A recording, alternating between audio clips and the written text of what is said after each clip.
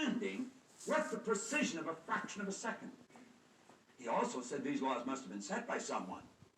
Now, the law that I'm referring to here is not the law of cause and effect or sowing and reaping. It's the law of polarity or the law of opposites. You see, Jan, there's a front to the book and there's a back to the book. There's a right and a left to the book. And what's right to me is left to you. There's a top and a bottom to the book.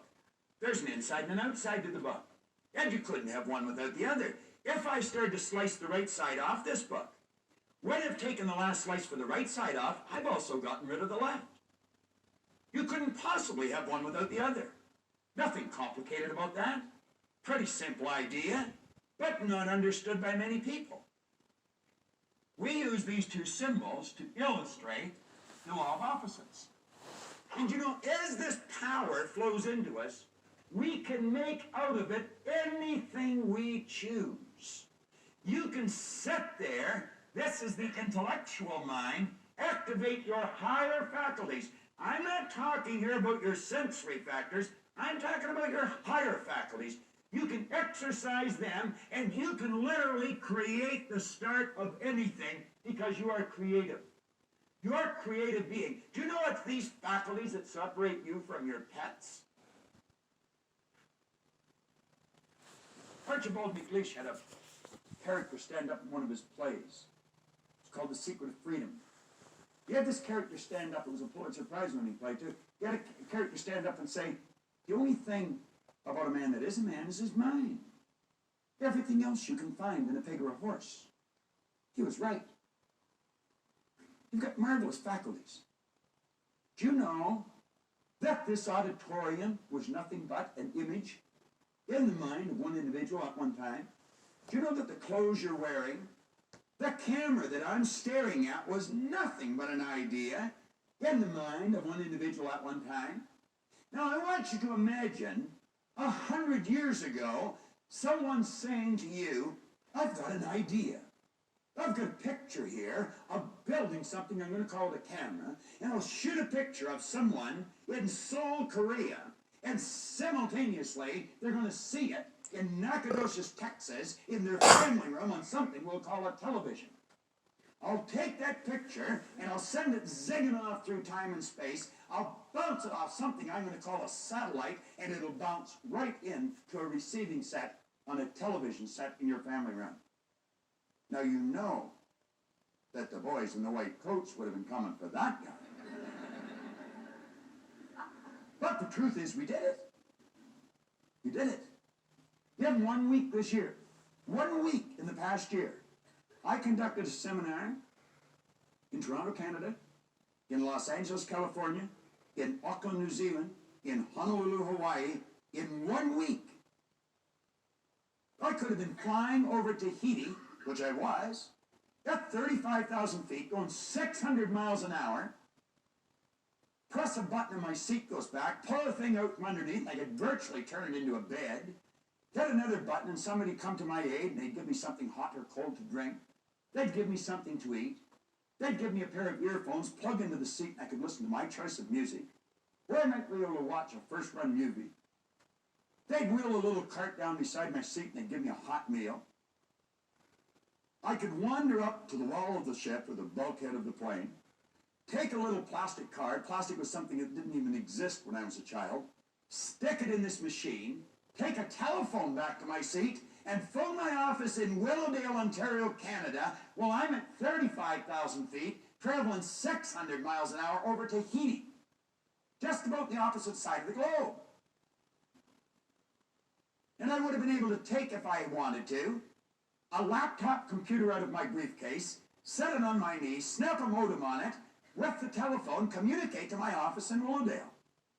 Or take a portafax again, snap that onto the phone, send the paper to my office in Willowdale.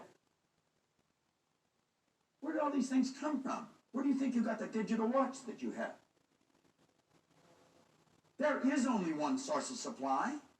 Every great teacher all down through history for the last 6,000 years in recorded history has told us that if we had our ear to the ground, we'd get the message. This is where everything starts. We build a picture in our mind. Do you know what our problem is? When we build that kind of a picture, we instantly say we can't do it if it's far beyond the results that we're getting. You wouldn't be able to get the picture if you couldn't do it. You can do anything you want. Anything you want.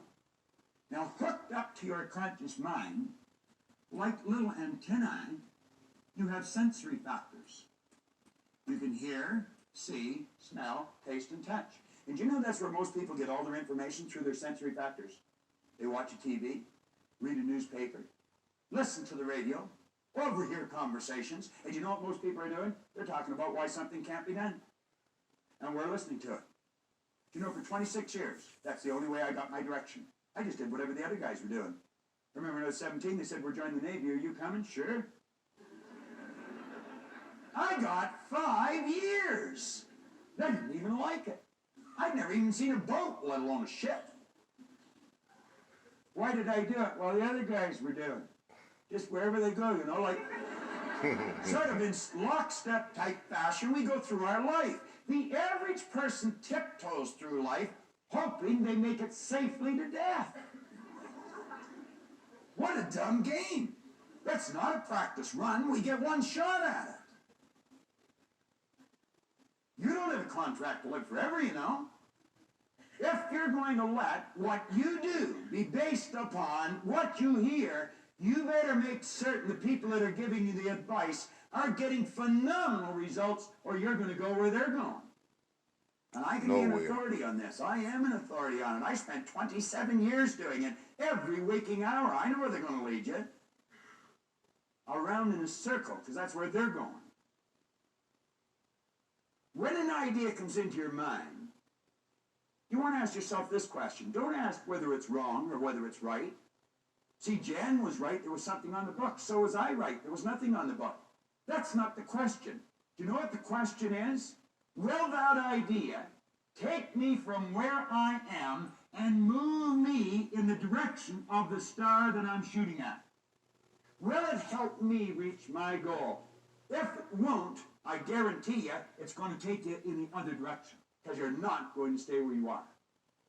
That is certain. That comfort zone is a dangerous place to be. It's like Rigg said, it may be comfortable, but it's a bad spot.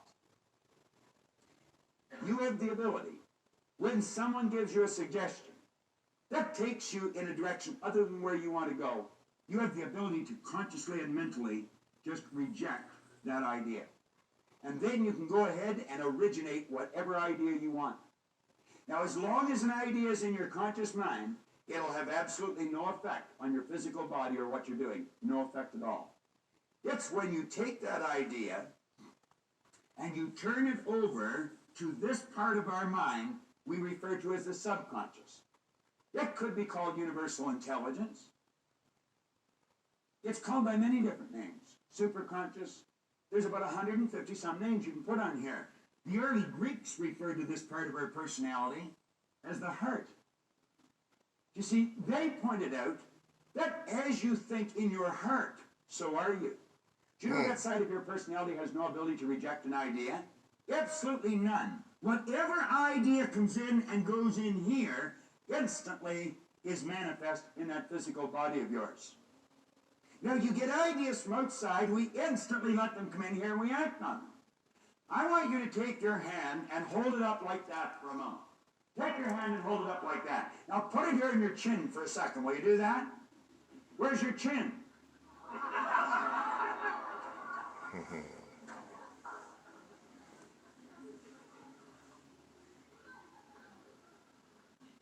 Why did you put your hand here? Do you know why you put your hand there? Because I put my hand there. You said, well, that's what you said to do. I'm going to suggest you weren't thinking.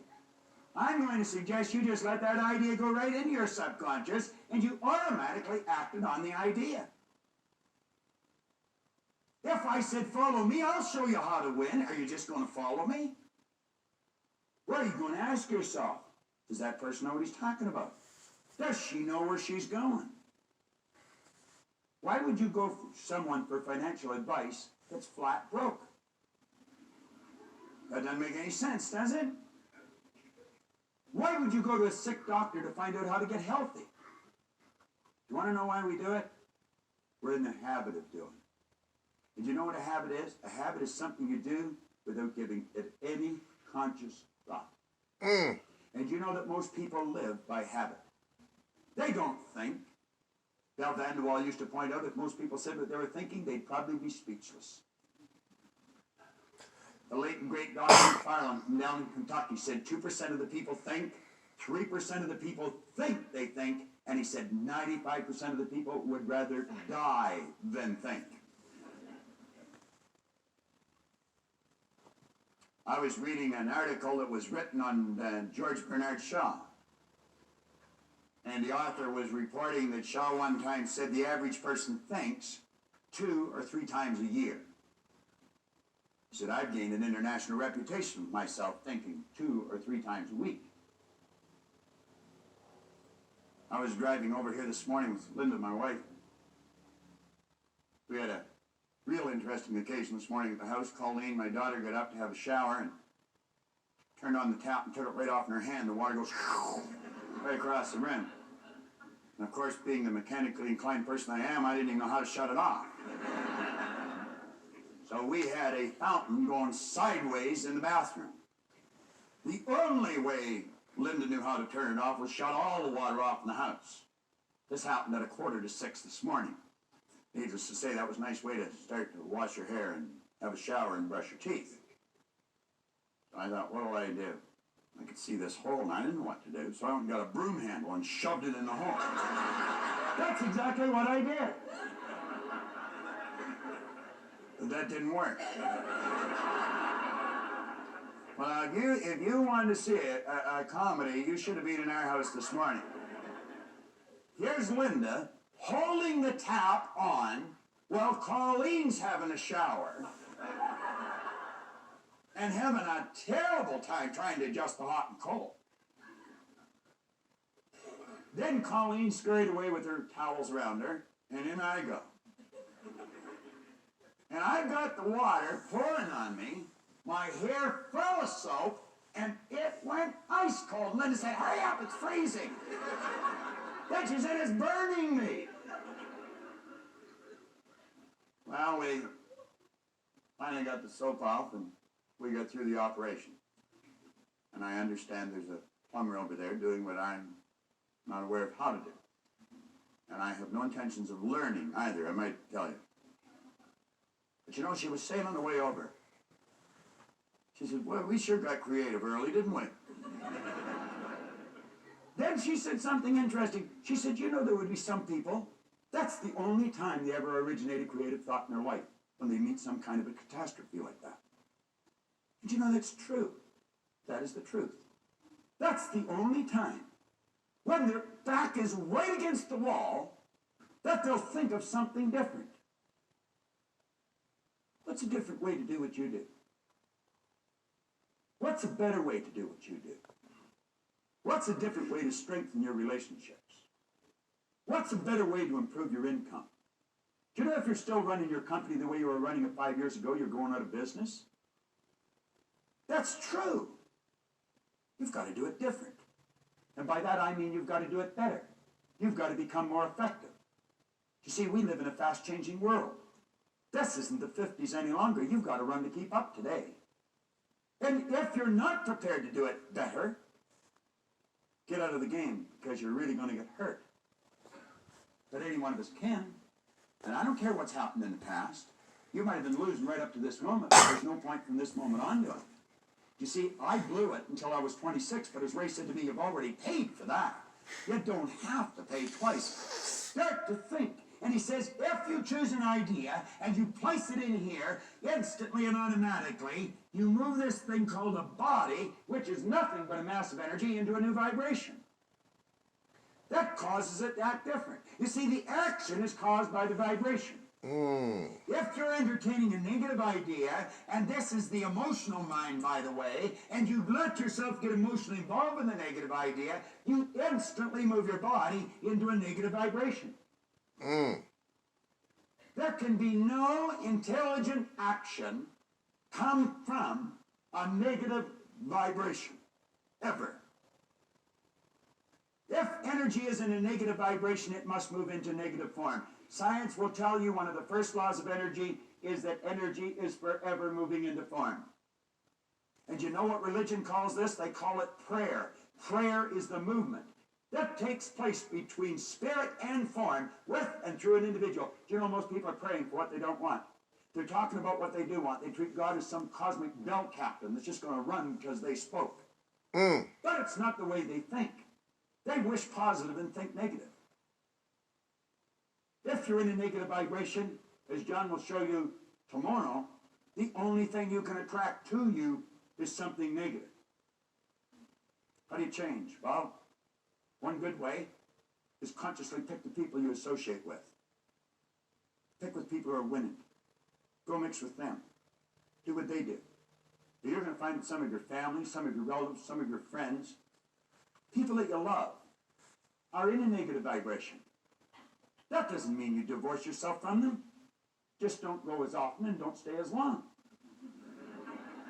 Makes good sense. I had a good friend of mine a number of years ago, Harold Brennan. He's still a good friend of mine. Harold one time said, if you don't want to catch fleas, you don't sleep with the dog. Not bad advice. Now, let's just change gears here a bit. You come up to a person and you say, "Hi, how are you today?" You never hear a person say, "Oh, I am consciously aware that I'm in a negative vibration." I've never heard anybody say that. You know what you will hear people say? "I don't feel that good." What do they mean? Well, we invented words to describe situations. Feeling is a word we invented to describe our conscious awareness of the vibration we're in. When a person says, "I don't feel very good," what they're saying is, I'm consciously aware that I'm in a negative vibration. Now, because of their ignorance, and I mean that, unfortunately we use the word ignorant more often than not. We should be using the word rude. Not everyone's rude, but everyone's ignorant. We just don't know some things. But because of their ignorance, they don't know that they're causing themselves to feel bad. So they'll say, "She really makes me mad. He really upset me. Oh, I'm glad you weren't there. It just made me sick." It can't make you sick. He can't make you angry. She can't upset you. You've got to do it to yourself. Boy, that's a heavy load, isn't it? I am responsible for how I feel, and you haven't got anything to do with it. You're responsible. They say, "Oh, I won't play that game." Fine, lose. You see, it's like Wayne Dyer said, if you think other people are the cause of your problem, you're going to have to send the rest of the world to the psychiatrist for you to get better. Now, you know how successful you're going to be trying to pull a deal like that off. Let's become aware when we're not feeling good, when we're not doing the things that give us the results we want, we are emotionally involved with a destructive concept that we put in here ourselves. Let's consciously and deliberately build a positive idea, get emotionally involved with a positive idea, and simultaneously we move into a positive vibration. Everything changes. That takes some mental strength. How do you develop? I'll tell you exactly how to develop it. Sit and watch the tape that you're watching every day for a month. Every day for a month. You say, "Well, I don't have to watch it every day for a month." No, you don't. You only have to until you want to, and then you don't have to any longer. It's that simple. But I'll tell you this, you hear it over and over and over and over and over and over and over again, and one day, bang, something's going to happen inside, and you're going to realize when you say that she upset me, that she didn't do it at all. You did it. And you know what you're going to do that day? Change it. And you'll never again go through life thinking other people upset you. And if periodically you let somebody else stick a negative idea in your subconscious mind, you can instantly correct your direction, because at least you know where the problem lies. Is that basic? Yeah, I think it is. I think it is. Now follow me closely here.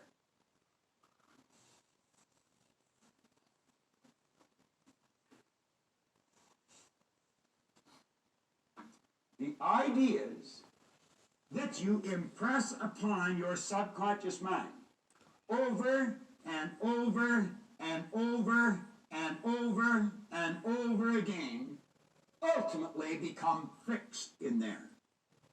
You see, what you're doing when you build these ideas that we're discussing now, what you're doing is building brain cells. Every time you think about that idea, you're giving those brain cells more strength. And in a relatively short period of time, Dr. Maxwell Maltz, the great author of the phenomenal bestseller, Psycho-Cybernetics, he pointed out that in approximately 21 days of doing this with an idea, that idea will become fixed in your mind. Then it's more commonly referred to as a habit. A habit is an idea that's fixed in our subconscious mind, requires absolutely no conscious thought any longer to cause us to act on it. Do you know you drive your car through ideas that are fixed in your mind? When you first started to drive, you were all hands and legs. Every bit of conscious attention was on what you're doing.